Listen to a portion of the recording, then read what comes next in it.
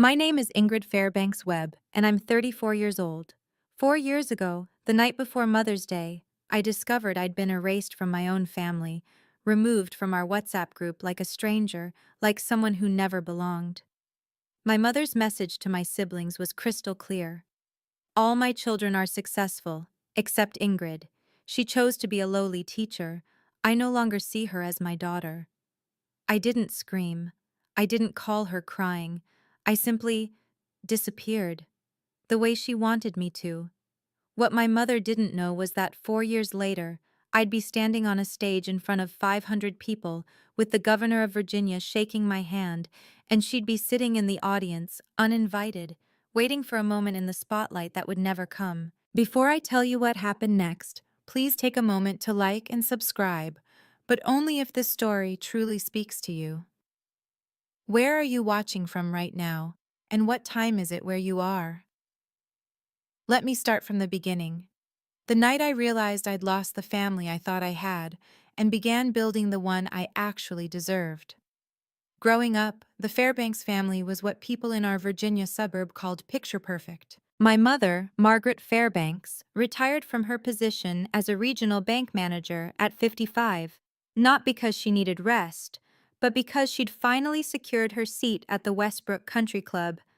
The membership alone cost more than my annual salary. She wore her Hermes scarves like armor, always draped just so over her shoulders, always in muted tones that whispered old money, even though our money was barely a generation old. My sister Victoria was the crown jewel. 38, a plastic surgeon in Richmond with a clientele that included local news anchors and politicians' wives.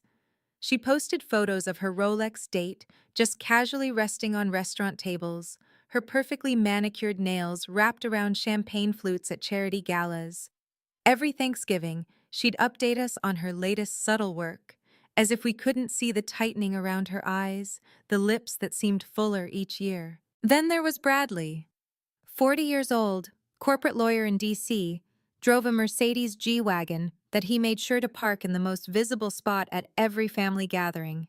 He had a wife named Carolyn who collected designer handbags the way some people collect stamps, methodically, obsessively, always hunting for the next limited edition. And then there was me, Ingrid, the youngest, the one who didn't quite fit the family portfolio. I was a fourth-grade teacher at Maple Creek Elementary, a small school tucked into the rolling farmland about 90 miles from my mother's pristine colonial revival. My Honda Civic was 12 years old. My apartment could fit inside Victoria's walk-in closet. But here's what no one ever mentioned at those country club brunches. My mother had two successful children, a doctor and a lawyer. Not three. Never three. I didn't choose teaching because I couldn't do anything else. When I graduated high school, I had a 4.1 GPA and a full scholarship offer to pursue pre-med at UVA. The same path Victoria had taken a decade before. My mother had already ordered the future doctor bumper sticker for her car. She'd told all her friends at the club. The narrative was set. But I'd spent that summer volunteering at a literacy camp for underprivileged kids in our county. There was this boy, Marcus Jr., 8 years old, couldn't read past a first-grade level, had been told his whole life he was slow. By August, he was devouring chapter books. The day he finished Charlotte's Web on his own, he hugged me so tight I thought my ribs would crack. That was the moment I knew. I called my mother that night to tell her I was declining the pre-med scholarship. I was going to study education instead. I wanted to teach elementary school. The silence on the other end lasted 17 seconds. I counted. "You're throwing your life away," she finally said. "For what? A government salary and ungrateful children?" She didn't come to my college graduation, said she had a conflict, a garden party at the club that same weekend. Victoria sent a card with a check for $50 and a note that read, "Good luck with your little career." I cashed the check. I needed groceries.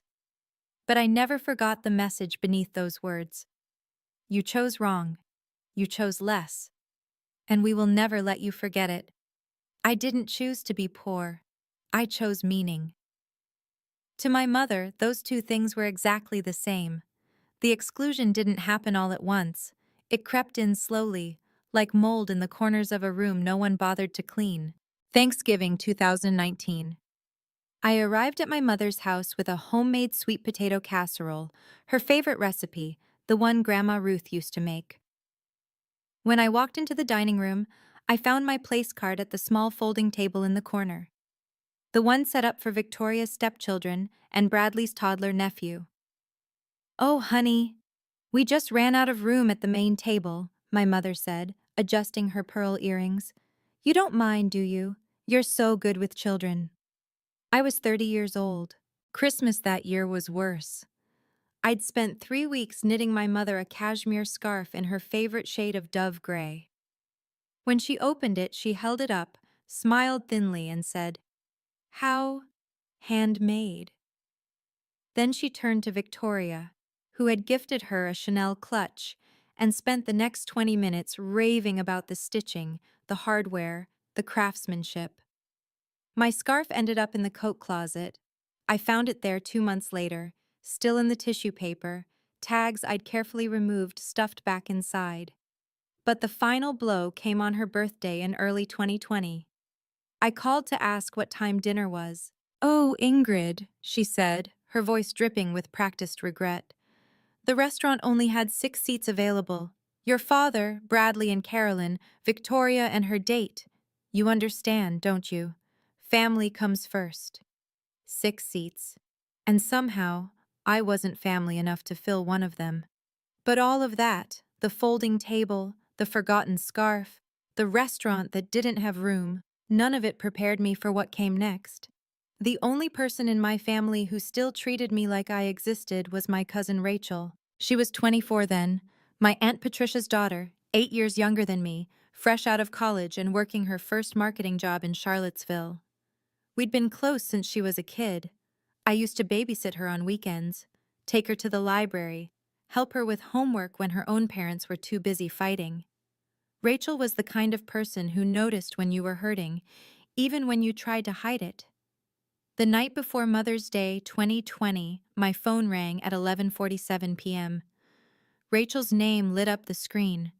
When I answered, her voice was shaking. "Ingrid, I need to tell you something. I didn't know if I should, but you deserve to know." My stomach dropped. "What happened?" "Check your WhatsApp, the family group."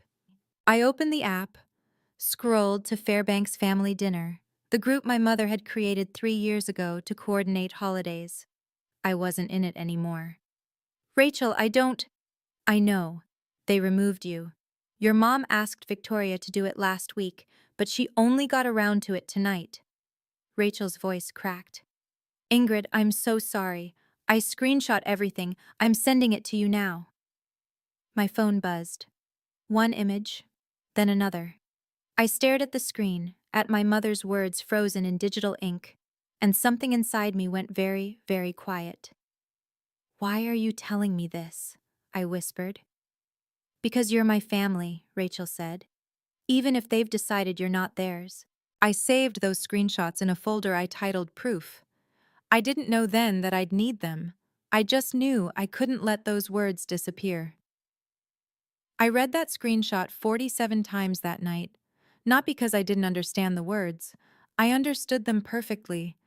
I read them over and over because some part of me kept searching for a loophole, a phrase that might mean something different, a context that could soften the blow. There wasn't one. The message was from my mother, posted in the family group at 8:32 p.m. Reminder, Mother's Day dinner at the Jeffersons 7 p.m. sharp. All my children will be there. All my successful children. Ingrid chose to be a lowly teacher. I no longer see her as my daughter. Please don't mention her name tomorrow. Below it, Victoria had replied with a heart emoji. Just a heart. No protest, no hesitation. Bradley's response. "Understood, Mom." 2 words. That's all I was worth to my brother.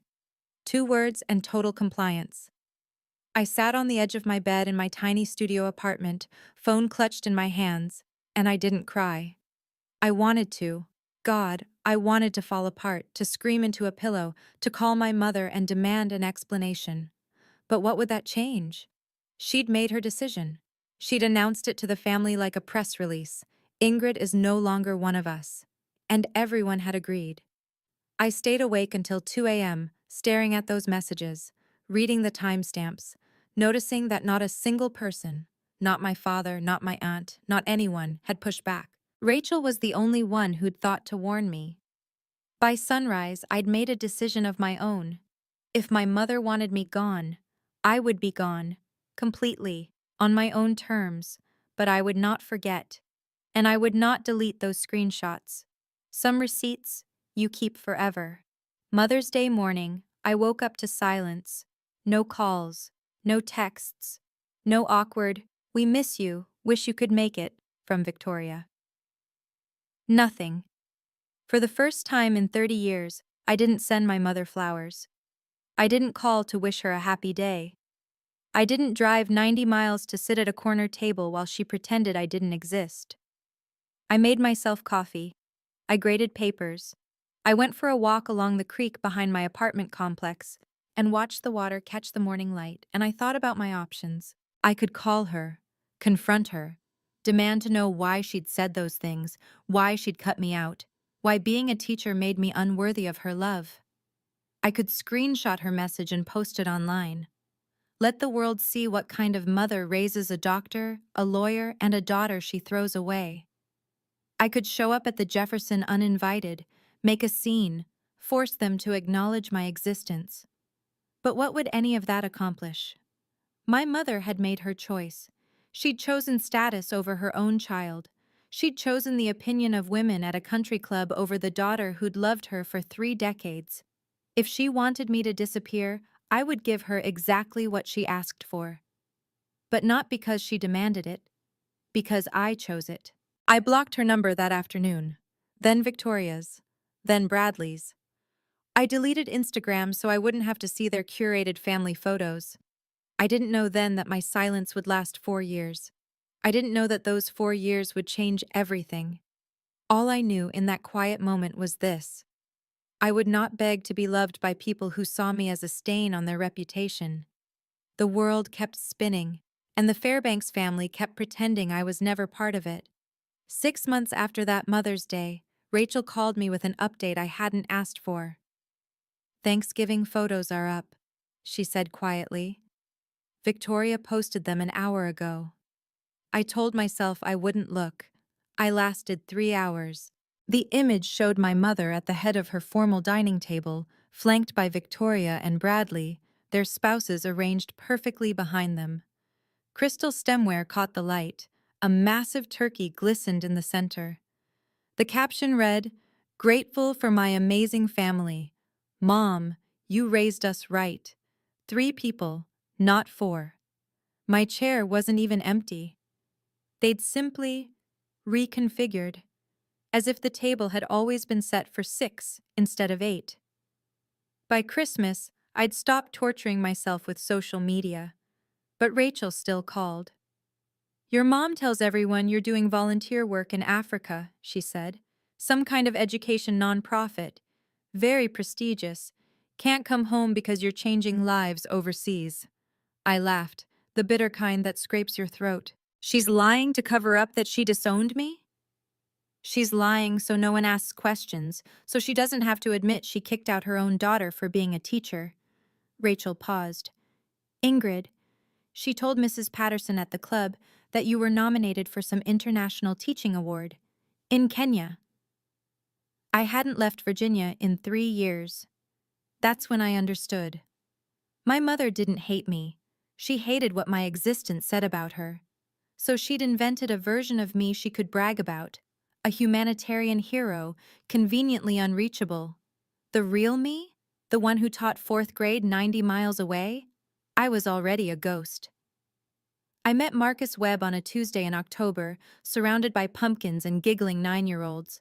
His farm, Webb Family Organics, was a local legend. 50 acres of rolling hills, heritage vegetables, a small orchard where families came every fall to pick apples and take photos against the red barn. I'd brought my fourth graders on a field trip to learn about sustainable agriculture. Marcus was waiting by the tractor when our bus pulled up. Tall, broad-shouldered, with kind eyes and soil permanently embedded under his fingernails. He shook my hand and said, "You must be Miss Fairbanks. My daughter hasn't stopped talking about you." His daughter was Lily. 5 years old, golden curls, and a smile that could melt glaciers. She was in my colleague's kindergarten class, but I'd tutored her twice a week after her mother passed away from cancer the year before. "Lily's an incredible kid," I told him. "Smart as a whip, curious about everything." Something shifted in his face. Gratitude, maybe, or recognition of a kindred spirit. "She says you're her favorite teacher in the whole school, even though you're not technically her teacher." He smiled. Her words. That field trip turned into a phone call. The phone call turned into coffee. Coffee turned into a picnic under the old oak tree on his property, where Marcus asked about my family, and I told him the truth. "I don't have one," I said. Or, "They decided they don't have me." He didn't ask for details. He didn't push. He just handed me a slice of apple pie his late wife's mother had taught him to make and said, "Family isn't always blood, Ingrid. Sometimes it's the people who show up when everyone else leaves." That was the moment I started believing him. 2 years passed like pages turning in a book I was finally writing for myself. In 2022, Marcus and I got married. Not at a country club, not with 300 guests and a 12-tier cake. We exchanged vows under the oak tree where we'd had our first real conversation, with Lily as our flower girl and a handful of friends who'd become family. I officially adopted Lily that same year. The day the paperwork came through, she handed me a crayon drawing of 3 stick figures holding hands under a yellow sun. On the bottom, in wobbly kindergarten letters, she'd written, "My mom, my dad, me." I keep that drawing in my desk at work. Some days, when the world feels heavy, I pull it out just to remember what matters. I finished my master's degree in educational leadership through night classes and summer sessions, typing papers at 11 p.m. after Lily was asleep, studying during my lunch breaks, determined to prove that ambition didn't require abandoning the students I loved. When a position opened up for assistant principal at Maple Creek Elementary, I applied. The interview panel consisted of 3 school board members, including Marcus, who recused himself from voting. I got the job anyway. Through all of it, I stayed invisible. No social media, no press releases, no proud announcements to the family that had erased me. Somewhere in Richmond, my mother was still telling people I was saving children in Africa. Somewhere in D.C., Bradley was still pretending he'd never had a second sister. Somewhere online, Victoria was posting photos of family dinners at tables that would never have a place for me. They had no idea who I'd become. And I wasn't ready to tell them. Not yet. The phone call came on a Thursday afternoon in March 2024. "Mrs. Fairbanks Webb?" The voice was formal, precise. "This is Diana Chen. Apologies, Diana Morrison. From the Virginia Department of Education. The board has reviewed your application, and I'm pleased to inform you that you've been selected as the new superintendent of schools for Clark County." I sat down on the edge of my desk, my legs suddenly uncertain. Superintendent. The position I'd applied for on a whim, never believing I'd actually be considered. Overseeing 12 schools, 4,000 students, 200 teachers. "Are you certain?" I managed. "Your track record speaks for itself. Literacy rates up 18% in 3 years. Teacher retention the highest in the region. The mentorship program you developed is being adopted statewide." A pause. "Dr. Hart specifically recommended you. She said you were the best educator she'd ever worked with." Eleanor Hart, my mentor from my first year teaching, now the state education commissioner. I hadn't spoken to her in months. The announcement hit the local papers 2 weeks later. "Local teacher rises to superintendent," a small headline in the Shenandoah Valley Voice, complete with my photo from the school district website.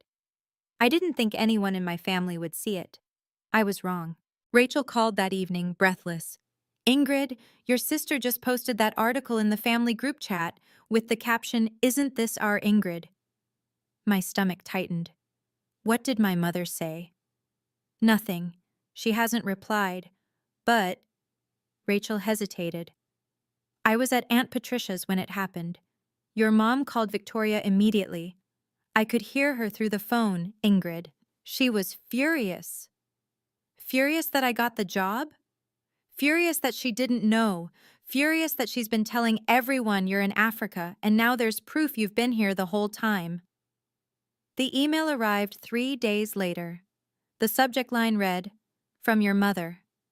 I almost deleted it unread. Almost. My dearest Ingrid, it began. I saw the wonderful news about your promotion. I always knew you had it in you. We should meet for lunch soon. I'd love to hear about everything you've accomplished. Mother's Day is coming up.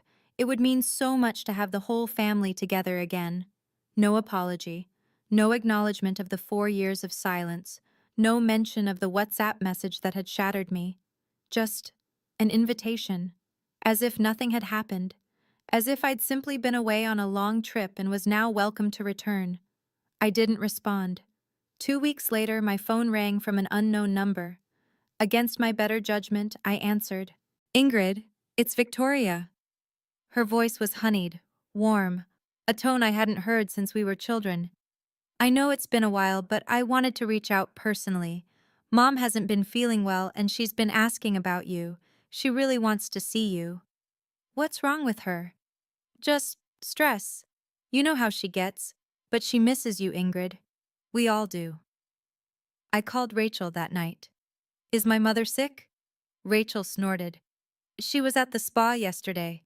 Posted a selfie in the eucalyptus steam room. A beat. Ingrid, they're not reaching out because they miss you. They're reaching out because you made the news. I already knew. But hearing Rachel confirm it made the truth settle into my bones. Can I ask you something? Have you ever received one of those reconciliation calls, the kind where you can hear the insincerity dripping through the phone? If you know exactly what I'm talking about, comment yes below. And if you want to know what I did next, keep watching. Because what happened at that award ceremony? Even I didn't see it coming.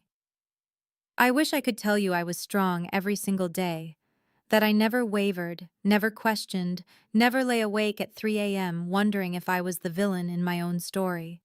But that wouldn't be the truth. The doubts crept in slowly after that phone call from Victoria. At work, colleagues kept congratulating me. The superintendent announcement had spread through the county like wildfire. Everyone wanted to shake my hand, ask about my plans, share how proud they were. And then came the questions I dreaded.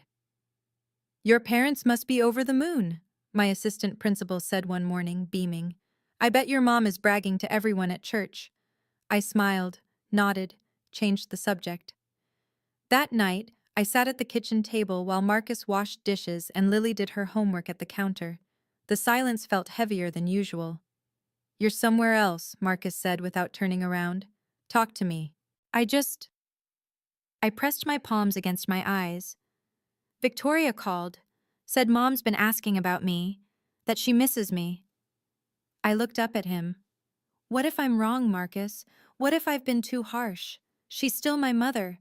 Maybe I should have... Should have what? He dried his hands, turned to face me. Called her back? Gone to dinner? Pretended the last 4 years didn't happen? I don't know. My voice cracked. I just keep thinking, everyone forgives family, right? That's what you're supposed to do. What if I'm the bad guy here? Marcus didn't answer immediately.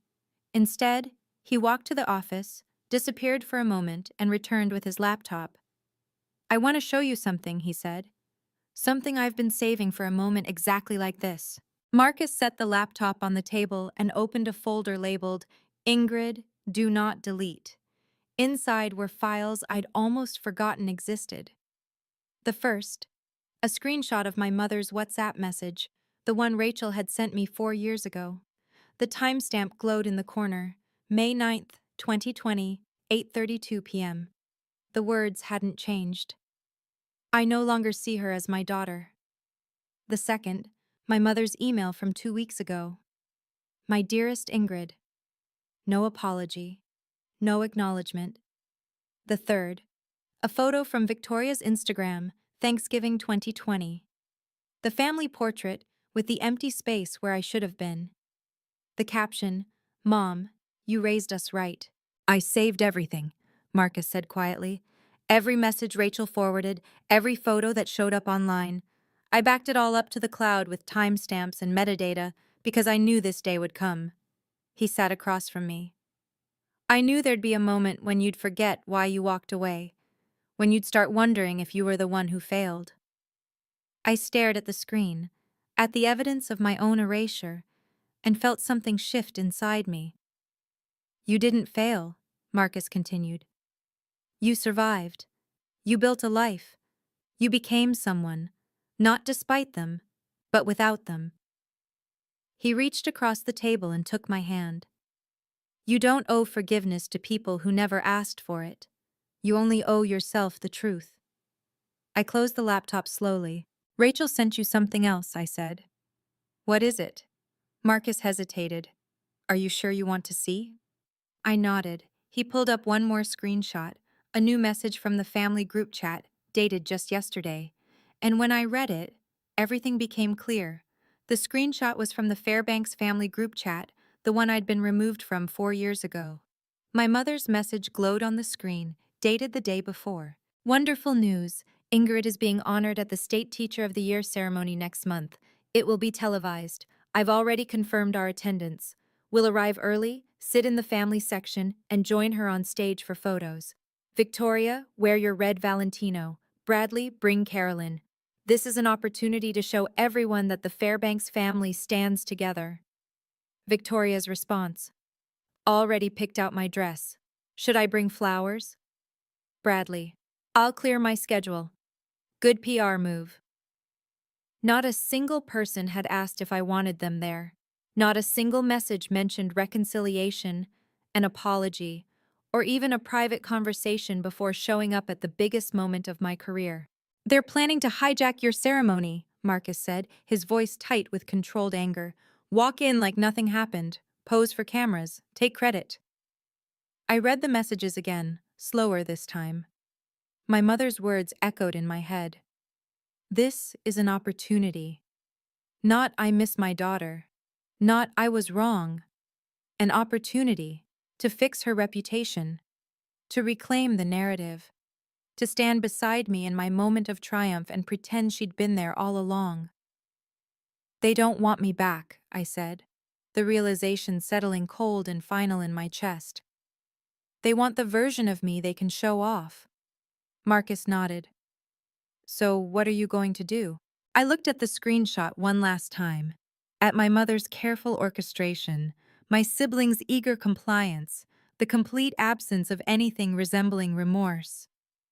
I'm going to let them come, I said quietly, and then I'm going to tell the truth. We gathered around the kitchen table that night, Marcus, Rachel on video call, and me, like generals planning a campaign. You could uninvite them, Rachel suggested. Call security, have them removed if they try to enter. Then I'm the villain, I said. The ungrateful daughter who barred her own mother from her award ceremony. That's the story they'll tell everyone. So what's the alternative? Marcus asked. Let them waltz in and pretend they've been supporting you this whole time? I'd been thinking about this for hours, running scenarios, weighing options. No, I said finally. I let them come. I don't cause a scene beforehand. I don't warn them or confront them. I took a breath. And then, when I give my acceptance speech, in front of 500 educators, television cameras, and the governor of Virginia, I thank my family. Rachel's face on the screen went still. Ingrid. I thank my family, I repeated. My husband Marcus, who believed in me when no one else did. My daughter Lily, who taught me what unconditional love looks like. And that's it. That's the whole list. Silence hung in the air. You're not going to mention them at all, Marcus said slowly. Why would I? They're not my family. They made that clear 4 years ago. I pulled up the screenshot of my mother's WhatsApp message on my phone. I don't need to expose them. I don't need to read this out loud. I just need to not include them. The absence will speak for itself. And if your mother tries to come on stage anyway? Rachel asked. I smiled, the first real smile I'd felt in days. Then I'll remind her, very politely, that I'm simply honoring the boundaries she set. She said I wasn't her daughter anymore. I'm just taking her at her word. Dr. Eleanor Hart called me 3 days before the ceremony. Ingrid, we need to talk. Her voice carried the no-nonsense directness I remembered from my first year teaching, when she'd been the principal who'd taken a chance on a nervous 22-year-old fresh out of college. Something's come up. I braced myself. What happened? Someone contacted the ceremony coordinator last week, a woman named Ingred Fairbanks. Said she was your mother. Eleanor paused. She requested to speak during the family remarks portion of the program, wanted to say a few words about raising you. My grip tightened on the phone. She did what? The coordinator passed the request to me since I'm giving the introduction speech. I turned it down. Another pause, heavier this time. Ingrid, I don't know the full story of your family situation. You've never told me, and I've never asked, but I know you. I've watched you work for 15 years, and I know that if you wanted your mother involved, you would have mentioned her yourself. I exhaled slowly. Thank you, Eleanor. I'm introducing you on that stage, she continued. And I'm going to talk about your achievements, your dedication, your 15 years of changing children's lives. Not your family name, not who raised you, just what you've built with your own hands. She softened. You earned this, Ingrid. Nobody gets to rewrite that story but you. When I hung up, Marcus was watching me from the doorway. Your mother tried to get on stage? Eleanor blocked her. He shook his head slowly, not in disbelief, in confirmation of everything he already knew about the woman who'd discarded me. She really thinks she can just walk back in, he said. She thinks she deserves to, I replied. That's the difference. The night before the ceremony, I sat at the kitchen table with a blank notepad, a cup of chamomile tea, and the weight of 4 years pressing against my chest. Lily had gone to bed an hour ago, her small hand waving from the doorway. Good luck tomorrow, Mom. You're gonna be amazing. Marcus was in the living room, giving me space to write. He understood that some words needed to be found alone. I stared at the blank page. I would like to thank... My pen hovered. Who did I thank? My colleagues, obviously. Dr. Hart. The board members who'd believed in me. The students who'd made every early morning and late night worth it. And then what? I thought about my mother. About the woman who'd hosted country club luncheons while telling her friends I was saving children in Africa. Who'd erased me from family photos like airbrushing out a blemish. Who was, at this very moment, probably laying out her outfit, practicing her proud mother's smile, rehearsing whatever speech Eleanor had already denied her. I started writing. I want to thank my family, the family I chose, and the family that chose me back. My husband Marcus, who saw me when I was invisible. My daughter Lily, who taught me that love isn't something you earn, it's something you give freely. I put down the pen. That was enough. That was everything. No mention of the Fairbanks name. No acknowledgement of the people who'd announced my exile in a group chat. Just the truth. The family in my speech was the family that had actually shown up. Done? Marcus asked from the doorway. Done, I said. Tomorrow I would stand in front of 500 people. And for the first time in 4 years, I would let my silence speak. The Virginia state capitol had never looked more imposing. I'd seen photos of the building my whole life. Thomas Jefferson's neoclassical design, the white columns, the dome that seemed to touch the sky. But standing at the entrance in my navy blue dress, Marcus on my arm, and Lily holding my hand, I felt like I was walking into history. The ceremony was being held in the House chamber. 500 chairs arranged in precise rows, each one filled with educators from every corner of the state. Principals, teachers, school board members, superintendents like me who'd spent their careers in classrooms before ascending to offices, and cameras. 3 news crews, including a live feed to the Department of Education's website. I signed in at the registration table. A volunteer handed me my badge. Ingred Fairbanks Webb, 2024 Virginia State Teacher of the Year. Congratulations, she said warmly. Your family must be so proud. I smiled. They are. We took our seats in the front row, reserved for honorees and their immediate families. Lily sat between Marcus and me, her legs swinging beneath her chair, too short to reach the floor. She wore the dress we'd picked out together, soft yellow with tiny embroidered daisies. Mom, she whispered, tugging my sleeve. Is that your name up there? I looked up. A massive banner stretched across the stage. Virginia State Teacher of the Year, 2024, Ingred Fairbanks Webb. My name, 50 feet wide, impossible to ignore. I squeezed Lily's hand.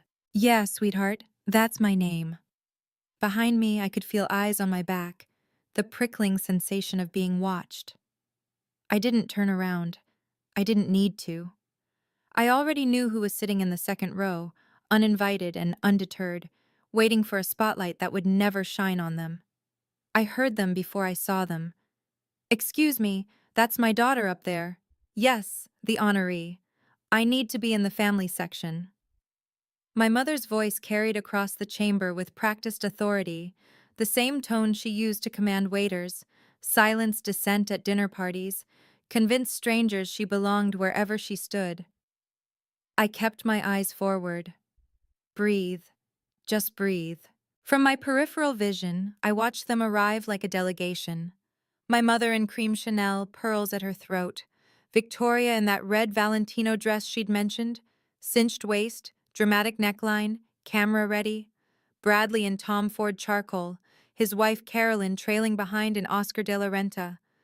They swept into the second row, directly behind us, and I heard my mother stage whisper to the woman beside her, I'm Margaret Fairbanks, Ingrid's mother. I raised that girl from the day she was born. Everything she is, she owes to me. The woman nodded politely, glancing at the banner, then back at my mother. Victoria leaned forward, close enough that I could smell her perfume. Ingrid, you look well. I didn't turn around, didn't acknowledge her. A hand touched my shoulder. Aren't you going to say hello to your family? Bradley's voice, casual, entitled. I turned my head just slightly, not enough to face them, just enough to be heard. My family is sitting right next to me. Then I turned back to the stage, Lily's small hand warm in mine. Want to know what happened when I gave my speech? When my mother heard me thank everyone in my life, except her? I promise you, you won't guess her reaction. If you're still with me, tap that like button, and stay. The next 3 minutes are the reason I'm telling you this story. Dr. Eleanor Hart walked to the podium with the same quiet authority she'd carried into every classroom, every board meeting, every difficult conversation for the past 3 decades. She adjusted the microphone, surveyed the room, and began. In 15 years of working in Virginia's education system, I've had the privilege of meeting thousands of extraordinary teachers. But today, I want to tell you about one who stands apart. I felt my mother shift in her seat behind me, adjusting her pearls, preparing her proud expression for the cameras. Ingrid Fairbanks Webb started her career in a rural elementary school with 23 students, limited resources, and unlimited determination. Eleanor's voice was steady, warm. In her first year alone, she raised reading levels by an average of 2 grade levels per student. Not through magic, through showing up, every single day. She paused, letting the words settle. Ingrid didn't come from a background that made her path easy. She didn't have connections or privilege handed to her on a silver platter. A slight emphasis on those words. Was I imagining it? She built everything herself. Her master's degree while teaching full-time. Her mentorship program that's now being adopted in 37 counties across the state. Her family, my breath caught. which I have the honor of introducing now. Her husband Marcus, who has served on the Clark County School Board for 6 years, and her daughter Lily, who told me backstage that her mom is the best teacher in the whole wide world. The camera panned to Marcus and Lily, not to my mother, not to Victoria in her red dress, to the family that mattered. Behind me, I heard a sharp intake of breath, the creak of a chair as someone gripped the armrest too tight. Eleanor smiled. Please welcome your 2024 Virginia State Teacher of the Year, Ingrid Fairbanks Webb. I walked to the podium on legs that felt steadier than I expected. 500 faces looked up at me. Cameras recorded every breath. And in the second row, 4 people in designer clothes waited for the acknowledgement they believed they deserved. Thank you, Dr. Hart, I began. And thank you to the Virginia Department of Education, the Governor's Office, and everyone who made today possible. I looked out at the audience, the real audience. Teachers who spent their weekends grading papers, principals who stayed late to counsel struggling students, educators who had chosen this life not for money or status, but because they believed in the power of a child's potential. When I started teaching 15 years ago, I didn't know if I'd last a semester. The hours were long, the pay was modest, and some people, I paused, choosing my words carefully, questioned whether it was a path worth taking. Silence, the kind that vibrates. But here's what I learned. Teaching isn't about proving anything to anyone. It's about showing up for the kids who need you, even when no one else does, especially when no one else does. I took a breath. Which brings me to my thank yous. To my colleagues at Maple Creek Elementary, you are my village. To Dr. Hart, who saw something in me when I was just a nervous 22-year-old with a dream. I owe you more than words can say. I turned toward the front row. And to my family. I smiled at Marcus, at Lily. My husband Marcus, who believed in me when I'd stopped believing in myself. My daughter Lily, who reminds me every single day what unconditional love looks like. I stopped. That was the list. Behind me, someone in the second row stood up. Ingrid. My mother's voice. I didn't turn around. Ingrid, sweetheart, surely you didn't forget your own mother. Margaret's voice rang through the chamber, her tone halfway between wounded and commanding, the kind of voice designed to make everyone in the room sympathize with her, the neglected mother overlooked by her ungrateful child. I heard movement behind me, heels clicking against marble. She was walking toward the stage. 500 heads turned, cameras swiveled. The moment stretched like taffy, sticky and inescapable. My mother reached the bottom of the stage steps, her cream Chanel catching the light, her practiced smile firmly in place. I'd just like to say a few words about my daughter, about how proud I am of everything she's... Mrs. Fairbanks. My voice came out calm, quiet, amplified by the podium microphone for everyone to hear. She stopped mid-sentence, one foot on the first step. Thank you for attending, I said, meeting her eyes for the first time in 4 years. But the family portion of my speech has concluded. Her smile flickered. Just for a second, a hairline crack in the facade. Ingrid, I'm your mother. You said you no longer saw me as your daughter. The words fell like stones into a still pond. 4 years ago, in a group message, you said I chose to be a lowly teacher and that I was no longer part of your family. Gasps rippled through the audience. A murmur of voices. Someone dropped a program. I've simply honored your decision, I continued evenly. The family I thank today is the family that stood by me, the family that didn't require me to prove my worth through a job title or a salary. A security guard approached Margaret gently, gesturing back toward her seat. She stood frozen, not moving forward, not retreating. For the first time in my life, my mother had nothing to say. The silence lasted exactly 4 seconds. Then, from somewhere in the middle of the chamber, a woman stood up. Gray-haired, mid-60s, wearing a simple cardigan and glasses that had seen thousands of classrooms. She started clapping, slow, deliberate, unmistakable. Another person stood, then 5, then 20. The applause built like a wave, rolling through the chamber until every single educator in that room was on their feet. 500 people giving me something my own mother never had, validation without conditions. I gripped the edges of the podium, my eyes burning. The security guard gently guided Margaret back to her seat. She walked stiffly, mechanically, her perfect posture crumbling with each step. Victoria reached for her arm, whispering something urgent, but Margaret shook her off. I caught fragments of conversations from nearby rows. Did you hear what she said? Her own mother disowned her? For being a teacher? That's disgusting. So that's the woman who called her a lowly teacher. Can you imagine? The story was spreading through the room like wildfire. Every whisper another nail in the coffin of my mother's carefully constructed reputation. When the applause finally subsided and people took their seats, I saw Margaret sitting rigidly in her chair, staring straight ahead. Her cream Chanel suddenly looked too bright, too trying too hard. Victoria was furiously typing on her phone.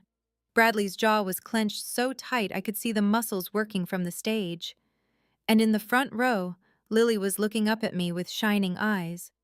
"You did it, Mom," she whispered, too quiet for anyone else to hear. But I read her lips perfectly. I smiled at her. Just her. The rest of the audience faded into background noise. My family was proud of me. That was all that mattered. They cornered me in the hallway outside the chamber. I'd just finished taking photos with the governor, a kind man with a firm handshake who'd told me my speech was the most honest thing he'd heard in that building in 20 years, when I saw them approaching. My mother, flanked by Victoria and Bradley, moving through the crowd with the determination of people who believed they were owed an explanation. "Ingrid." My mother's voice was low now, stripped of its performance quality. "We need to talk. Privately." I kept my tone pleasant, professional. "If you have something to say, Mrs. Fairbanks, you can say it here." Her eyes flickered to the people around us. Other honorees, their families, a journalist scribbling notes. "You humiliated me, in front of everyone, on television." I stated a fact. I pulled out my phone, unlocked it, and held up the screenshot that had lived in my camera roll for 4 years. "This is the message you sent on May 9th, 2020. I no longer see her as my daughter. Your words, your decision. I simply honored it." My mother's face went pale. I was upset. You know how things get taken out of context. Context? I showed her the timestamp, the sender ID, the heart emoji from Victoria, the understood mom from Bradley. This was a group message telling everyone in our family to pretend I didn't exist. There's no other context. Bradley stepped forward. "Ingrid, let's be reasonable." I was reasonable for 30 years. My voice stayed calm. I was reasonable when you seated me at the children's table. Reasonable when Mom forgot my graduation. Reasonable when you all decided my career made me disposable. I tucked my phone away. "I'm done being reasonable." Victoria's mask cracked first. "This is ridiculous," she hissed, her red Valentino dress suddenly looking garish under the fluorescent hallway lights. "We came here to support you. We rearranged our entire schedules. You came here for a photo op." I kept my voice level. "I read your messages, Victoria. Should I bring flowers? That's not support. That's staging." Her face flushed. Who showed you that?" "It doesn't matter how I know. It matters that you all plan to show up at my ceremony, sit in my family section, and take credit for a success you spent 4 years ignoring." Bradley tried a different approach. His lawyer voice, calm, reasonable, the tone he used to negotiate settlements. "Ingrid, think about this from a PR perspective. The video's going viral. People are calling Mom. People are calling Mom what she is. You're making this worse for everyone. For the family name. I haven't had that name in 2 years." I held up my hand, showing the simple gold band Marcus had placed there. "I'm a Webb now. And funny thing about family names, they only mean something if the family behind them is real." Victoria stepped closer, her voice dropping to a fierce whisper. "You think you're better than us, don't you? Just because you got some award? No. I met her eyes. I think I'm exactly what I've always been. A teacher. The same teacher you called lowly. The same teacher Mom was embarrassed to mention at her country club. I turned to look at all three of them. I didn't become better than you. You decided I wasn't good enough and I stopped trying to change your minds. Behind me, I heard Marcus's steady footsteps. Lily's small hand found mine. Ready to go home? He asked. More than ready. I turned to face my mother one last time. She looked smaller somehow. The cream Chanel hung differently now. The pearls seemed less polished. 4 years of careful reputation building, undone in 3 minutes on a stage she'd never been invited to share. Mrs. Fairbanks, I said quietly, quiet enough that only she could hear. 4 years ago, you made a choice. You chose your image over your daughter. You chose the opinions of women at a country club over a child who loved you. Her lip trembled. The first crack in her armor I'd ever seen. I could hate you for that, I continued. I spent a lot of nights thinking I should, but here's what I realized. Hating you would mean you still controlled my life. And you don't. Not anymore. Ingrid, I'm not asking you to apologize. I don't need your apology to be happy. I've been happy for 2 years without it. I took a breath. But I want you to understand something. I'm not doing this to punish you. I'm doing this because I finally learned the difference between forgiveness and self-respect. I turned to Victoria. You asked if I think I'm better than you. I don't. I just think I deserve to be loved without conditions. And I found that somewhere else. To Bradley. You were worried about the family name, but names are just words. Family is showing up. You didn't show up for 4 years. You don't get to start now. I stepped back, Marcus's hand warm on my lower back, Lily pressed against my side. Goodbye, Mrs. Fairbanks. Victoria, Bradley. I nodded once. I hope you find whatever it is you're looking for, but you won't find it with me. We walked out the doors without looking back. The fallout didn't happen overnight. It crept in slowly, like water through foundation cracks. Rachel called me a month after the ceremony with updates I hadn't asked for, but somehow needed to hear. Your mom resigned from the country club social committee, she said. Said she needed to focus on family matters. But everyone knows the real reason. Women were asking her questions she couldn't answer. About you, about the speech, about what kind of mother disowns a daughter for being a teacher.